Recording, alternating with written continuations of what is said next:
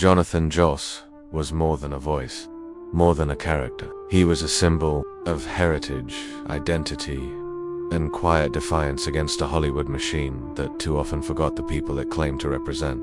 He was most widely known as John Redcorn, the smooth-voiced, misunderstood spiritual healer from the long-running animated series, King of the Hill. But off-screen, Joss was a real-life advocate for native voices, authentic, unapologetic, and deeply rooted. Born December 22, 1965, in San Antonio, Texas, Jonathan was of Comanche and White Mountain, Apache descent. His work was always shaped by that legacy. Whether he was voicing characters, standing up for native visibility in Hollywood, or performing music with his group the Redcorn Band, Joss embodied culture with quiet power.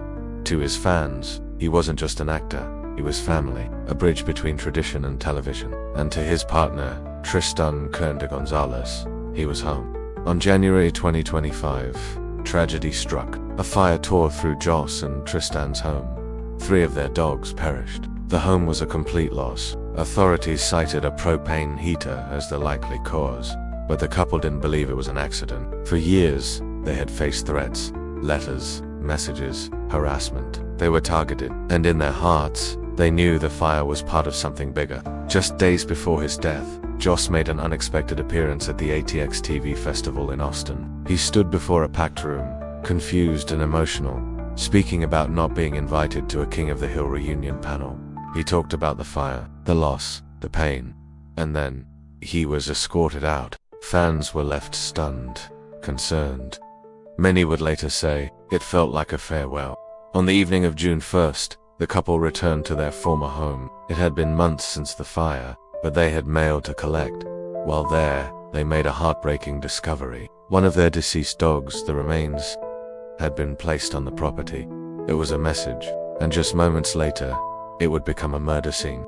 According to police reports and Tristan's first-hand account, their neighbor, 53-year-old Sigfredo Alvarez Saya, appeared on the property.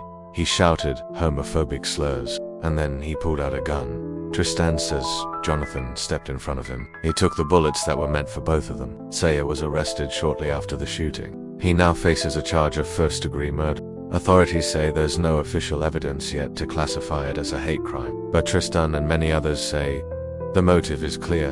The LGBTQ+ and native communities demanded justice. This wasn't random, one advocate said. This was hate written across years of threats and sealed with blood.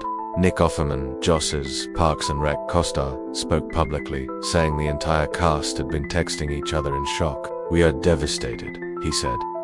He was a force, a true soul. Social media lit up with memories, fan art, and tributes. A petition began circulating to include Joss in King of the Hill's upcoming revival. Not as a voice, but as a legacy. Jonathan Joss left behind more than a career.